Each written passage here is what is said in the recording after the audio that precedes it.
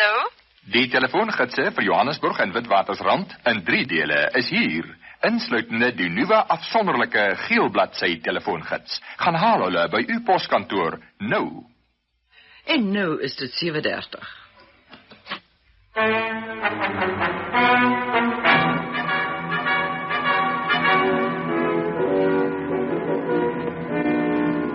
This is Henry Simon, bringing you another story from my files, here at the Missing Persons Bureau.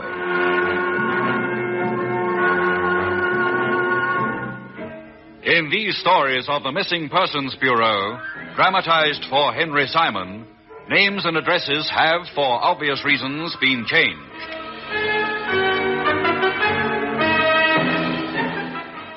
The Colgate Show, address unknown, is brought to you by the makers of Colgate Dental Cream, Colgate Toothbrushes, Colgate Shampoo, Colgate Beauty Soap, Colgate Hairspray, and Colgate Talc.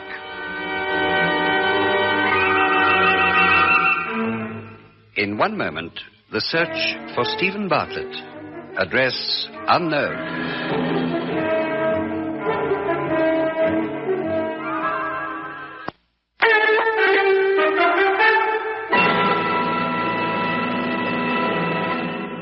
And here again is Henry Simon. Anne Frank, the young German girl made famous by the writings in her wartime diary, once said that she believed most people were essentially good, despite the occasional things they did which seemed to belie that statement. I, too, believe in the basic fundamental goodness of humanity, but I'm certainly not unaware of its shortcomings, nor blind to its very often brutal and harsh realities. One takes people on the basis of their general behavior, not judging them on their occasional lapses. But I sometimes wonder if the lapses are not often the true indications as to their real nature. I remember a woman coming into my office some years ago and asking us for assistance. Mrs. Ruth Bartlet was a woman of about 40, who was, I suppose, at the time, normally quite cheerful and pleasant. When I first saw her, however, I saw a woman utterly miserable and pathetic, whose eyes told a graphic story of frequent, recent tearfulness. You've simply got to help me find my husband, Mr. Simon. I'm at my wit's end. I don't know where to look, where to turn. He needs help. On his own like this, he's just no good to himself or to anyone else either. I'm so worried about him. Now, just calm down, Mrs. Bartlett. Let's take this quietly and unemotionally, if possible. First, the facts, if you please. Your husband is missing, I take it. Yes, I'm sorry, Mr. Simon. I know I'm being incoherent and irrational, but sometimes I just can't help it. But I will try to help to keep calm. Yes, Stephen's missing. He's been gone for nearly 3 weeks. During this time, I've not seen him at all. I've heard from him, but I haven't seen him. You've heard from him how? By telephone? Yes, and a note. He left a note when he went off, and he's left another in the flat since then. He came to collect some washing, some clothing of his. Then, is your husband really missing, Mrs. Bartlett? I mean, is there any point in our trying to find him if it's simply a case of his having left you and taken up residence elsewhere? No, it's more than that. Stephen's sick, you see. That this is all an emotional thing sometimes, or perhaps even mental. Perhaps that's a more accurate word for it. Mental? You sure, Mrs. Bartlett? It is rather a strong word to use. I'm sure. Stephen's been seeing a psychiatrist about all this. You see, it isn't the first time. Not for me, not for his first wife either. He has a history of behaving like this. There's some medical name for the behavior pattern, but I can't think what it is right now. If you want to follow it up, Dr. Frobisher will explain it all to you. What kind of behavior pattern is it? How does it manifest itself with your husband? Well, he just goes off, disappears. Sometimes he stays in the same city, sometimes he goes elsewhere, lives in another town, takes another job, tries to start a new existence, but it doesn't work. Sooner or later, he contacts me again, comes back. But I'm not sure that I can take any more of it. I'm a nervous wreck. I live for the sound of my telephone or the noise of his key in the front door. I'm on a tightrope all the time. I hardly sleep. I can't eat properly. It's no good, you see. This time I can't go through with it on his terms again. I can't go through the daily motions of my own existence, waiting for him to decide when he's going to come back to me. Or if he is. I want him found, Mr. Simon. I want to talk to him and get this thing settled one way or the other.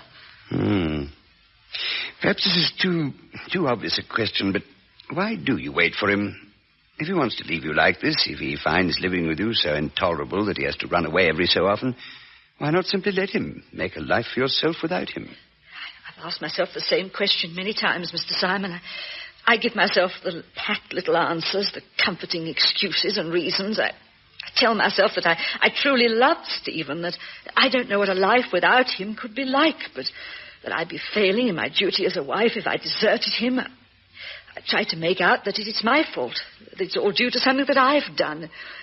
And, of course, the little rational voice inside me murmurs that he did exactly the same thing before he met me, so I can't be to blame. It's a vicious circle of my own thoughts. You say he did this with his first wife. Where's she now? Does he see her at all? No, he doesn't. She remarried, went out with her new husband to settle in South Africa. But this was the horrifying thing to me when I heard about it. Stephen had 3 children by his first marriage. When he finally gave his wife a divorce, he walked out of their lives completely. He's never seen them since, except furtively, like someone spying on them, waiting around their school and then following them to a playground and watching them from a distance. It seems rather sick to me. It's not a natural thing to have done at all. But then Stephen is sick. He is, I know it. I've spoken to Dr. Frobisher about it, and he's explained it all to me. Maybe that's the reason I can't just ditch him now. I sometimes feel that it's like callously walking out on a bedridden invalid who's dependent on me. Well, you would better give us some details, Mrs. Bartlett. Your home address? We have a flat, 12 Northcombe Mansions, Boone Terrace, in Knightsbridge. Mm-hmm. Nothing fancy, but it's pleasant. Nice, comfortable little home. More than enough for the 2 of us. I see. You've no children of your own, then? No, we've only been married for 3 years, you see. I was in my late 30s. I shied clear of marriage until then. Might I ask why? Afraid more than anything else. I know quite a lot of men. There'll be no big romances, really. I valued my independence. I was secure in my own little world. I didn't want to throw it all up and make a disastrous marriage just because I sometimes felt cold at night, because I craved a companion. Then along came Stephen. He was different to all the others. Warm, considerate, thoughtful, strong, I thought at the time. Strong, that's a laugh. For a while, everything seemed to be going along wonderfully. We were happy. Oh, not like 2 silly teenagers gushing about love at every second minute. Just quiet and happy, that's all. At least I was. I wonder if Stephen ever really was happy. What work does your husband do? Salesman. Electrical fittings and appliances, television, radio, fridges, stoves, that sort of thing. A good one. His boss always raves about how good he is. That's the reason he always takes him back again afterwards. Oh, he goes back to the same job every time he gets back from one of these absences of his, then? Oh, yes. Mr. Munro takes him back. He says Stephen's one of the best and most liked people he's ever had working for him. But then Mr. Munro doesn't have to live with him, does he? No, I suppose not. How old is your husband? 41. And you say on this occasion he's been away for 3 weeks. Was his going a surprise to you? No, not at all. I'd seen it coming for weeks. He gets moody and snappy, irritable. Absolutely unapproachable, too. Real Jekyll and Hyde character. Oh, smiling and dependable for his customers.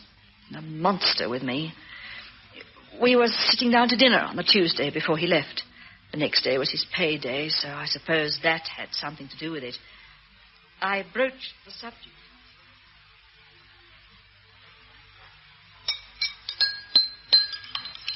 Stephen.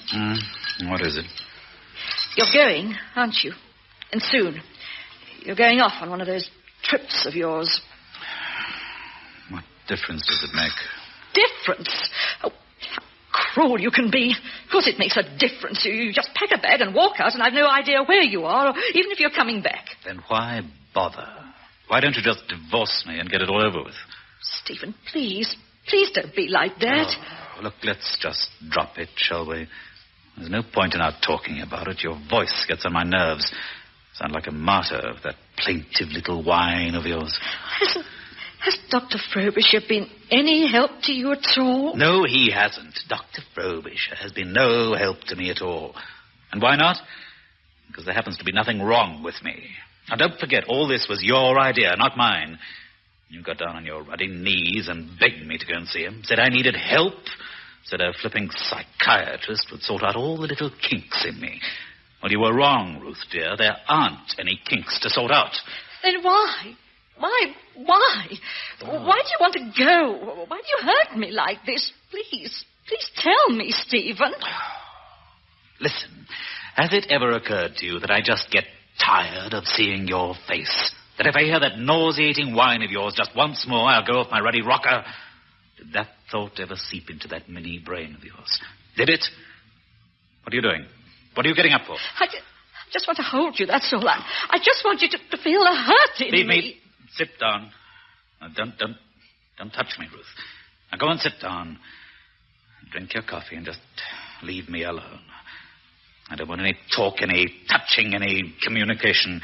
Just for the love of mercy, leave me alone. Stephen, you're so cruel.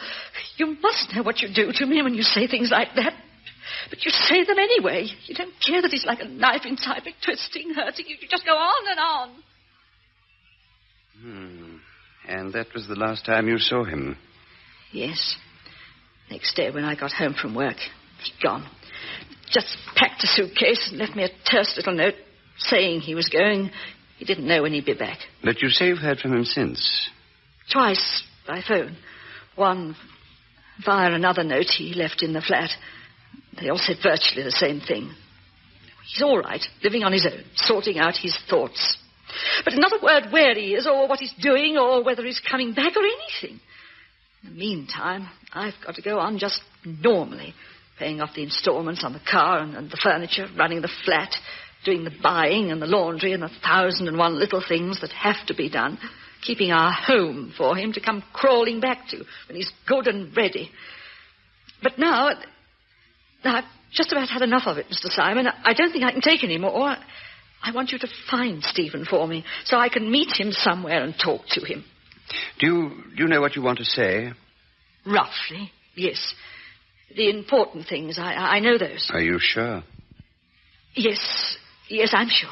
And this is what you want to do? You're quite sure in your own mind about that? Yes, I am. There isn't any other way, really. I can't go on the way I've been, the way I am now. So I've got to do something. What else is there, Mr. Simon? I don't know. I've no counsel for problems of this nature. Sometimes I wish I were. I wish I was wise and sage and knowing, but I'm afraid I'm not. I run a missing persons bureau. We help to locate those that are missing, that's all. And there I think we can be of help, Mrs. Bartlett. We'll find your husband for you, I'm sure of that. I only hope that when we do, the rest of your problems will be solved as well. I sincerely hope so.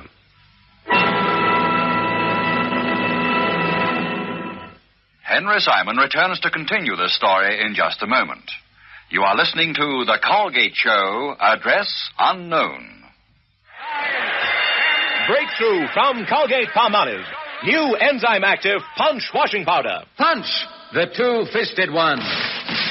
Punch has both enzyme action to soak out stains and detergent action to wash in whiteness. Yes, Punch has enzymes, a new kind of biological cleaning energy to soak out bad stains like gravy, beetroot, even blood. And Punch gives your normal wash a new sparkling whiteness. After all, that's what we housewives want, isn't it? A stain-free wash is not enough, unless it's sparkling white, too. That's right. New Punch soaks out stains and washes in whiteness. Get new Punch washing powder. Punch, the two-fisted one. Shaving time. Palmolive shaving cream makes a shave as smooth as it sounds. The smoothest way to start your day is with a Palmolive shave.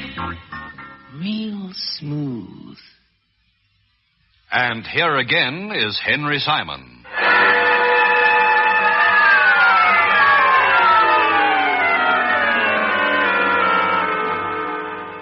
I obtained the relevant names and addresses from Mrs. Bartlett, as well as any other information which I thought might be of help to us in locating her missing husband.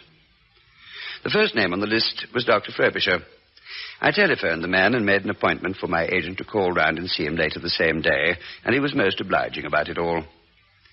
Then I called in Agent Luke Parker and handed the assignment over to him.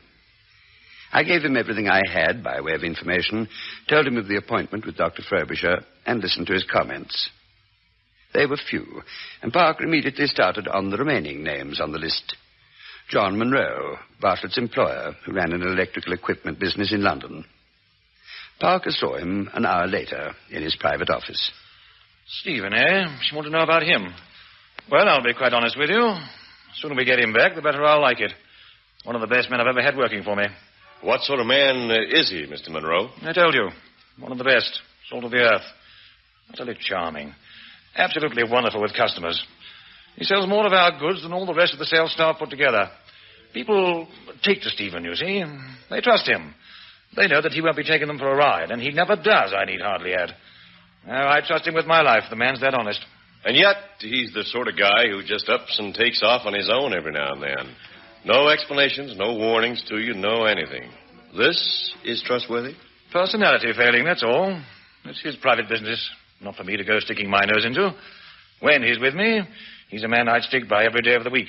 He does his job, and does it better than anyone else. Gives me his loyalty. So when he has these troubles of his, I stick by him. I keep his job open for him. And he always comes back, Mr. Parker. That's the whole point, you see. No matter what the reason for these going away of his, he comes back to me once he's sorted himself out. And when he does, he works twice as hard. I've no complaints. You've no idea where he might have gone to this time, do you? Mrs. Bartlett is kind of anxious to contact him. No idea at all, old man. None of my business. Stephen doesn't discuss his problems with me. I've no right to go barging in on his private life. You don't have any idea what makes him do something like this every now and then? No beginning of an idea? Well, when a married man does a thing like that, I suppose you don't have to look much further than the wife, do you? You know the old saying, Mr. Parker, what goes on behind the bedroom door is private, they say. But it's the cause of a lot of the problems in marriage. That's obvious enough. You think so, huh? I mean, that's your personal feeling about marriages as a whole and the troubles that stem from them. Get behind the bedroom door and you know the secrets of everything. I can't say I like your tone, Mr. Parker. I'm not accustomed to being spoken to like that. And my time is very valuable, if there's nothing else. I get the point, Mr. Monroe. Thanks for your help.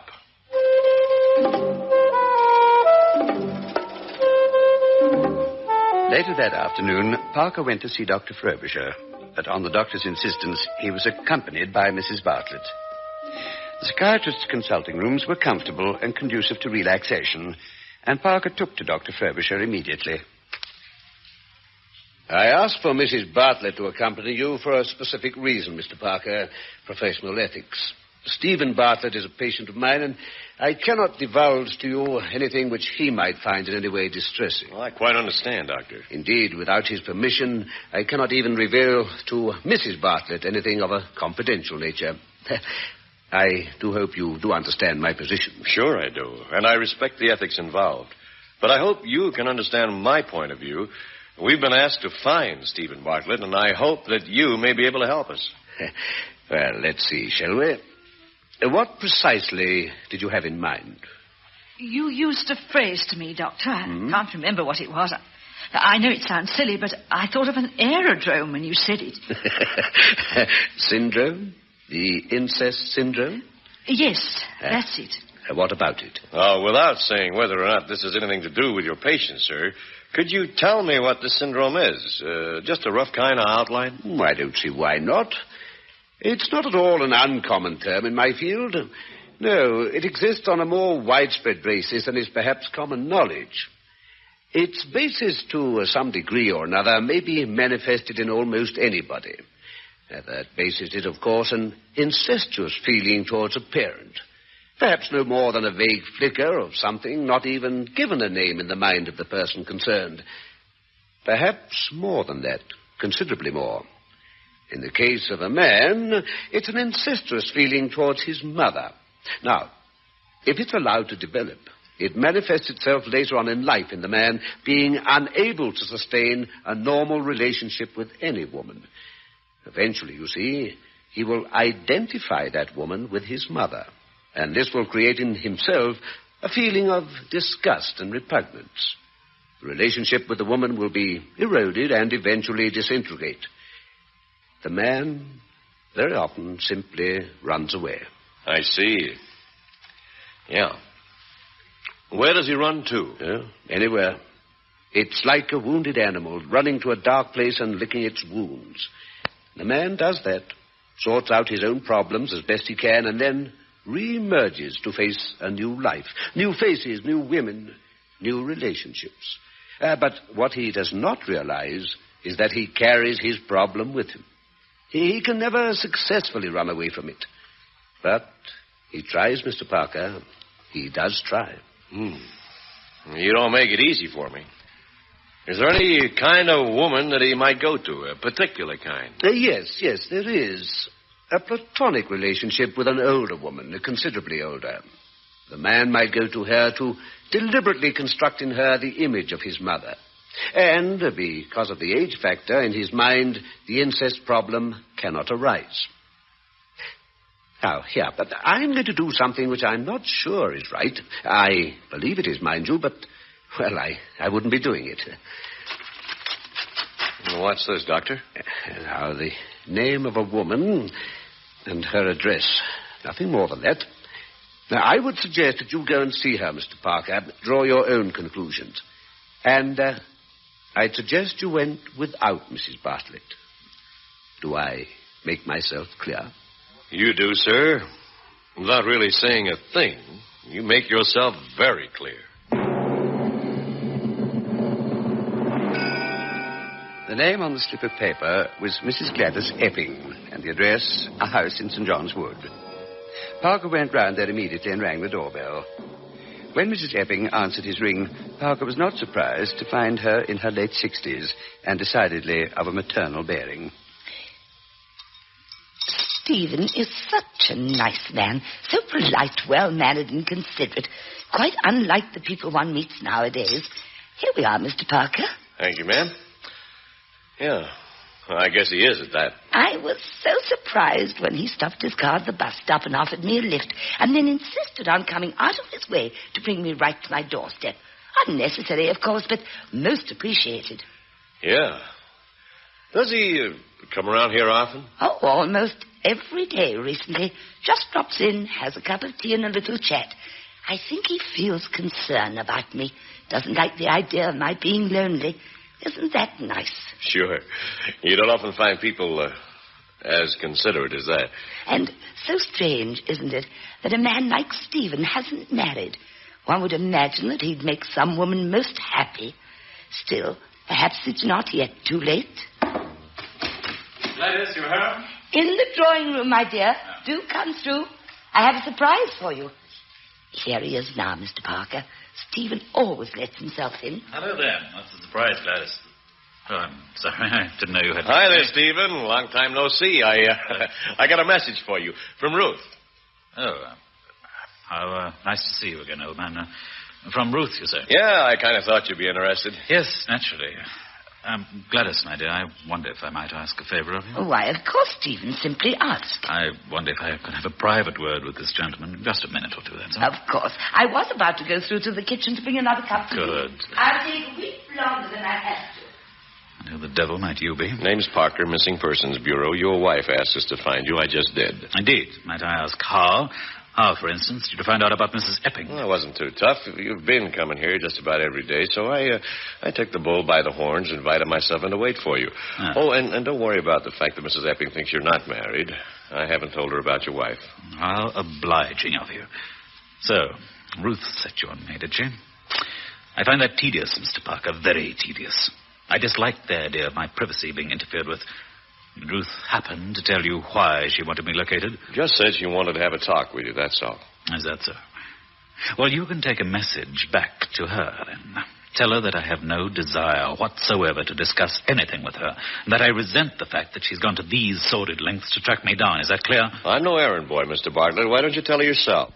Perhaps I don't choose to, Mr. Parker. What concern is it of yours, anyway? Well, let's just say I'm curious, that's all. Let's just say that you're far more than curious. Let's say that you're interfering, snooping, and thoroughly distasteful. And let's say something else, Mr. Parker, this. In my country, a private citizen does have some rights. I intend to protect mine. That's so? Most certainly. I'm not obliged to have people like you following after me, sniffing like little bloodhounds. If I find that you're continuing to do so, I shall call for a little assistance from the police. No, I don't think you'd do that, Mr. Bartlett. No? You wouldn't want the trouble it might kick up. You wouldn't want people like Mrs. Epping here to learn the truth about you. Very well, Mr. Parker. What is it that you want? Not much, just an agreement from you that you'll call your wife, arrange to have a talk with her, nothing else. I see. Very well. I shall telephone her this evening. If Ruth wants it that desperately, why not? But I tell you this, Mr. Parker, nothing could be more of a waste of time.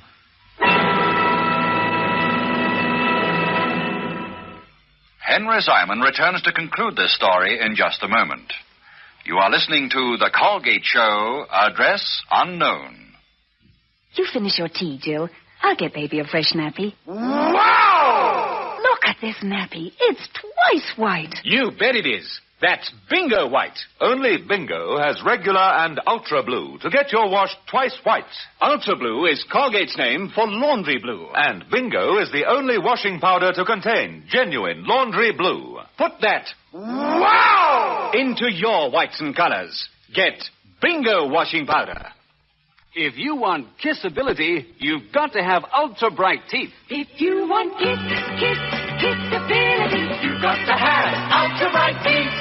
So shine them whitest, ultra brightest with icky tasting ultra bright toothpaste.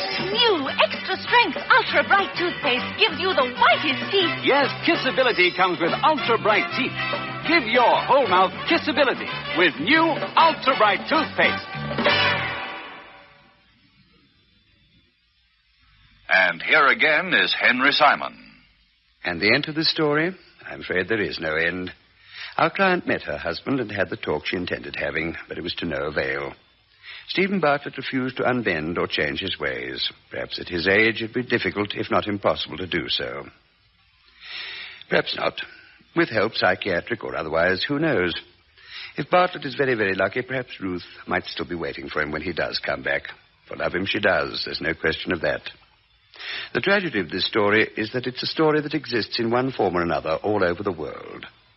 And now, as always, this is Henry Simon inviting you to meet me here again, and for the present, bidding you... 200 rand per week, and that fabulous Ford Capri 2-litre XL automatic are still waiting to be won in our Sari 69 series.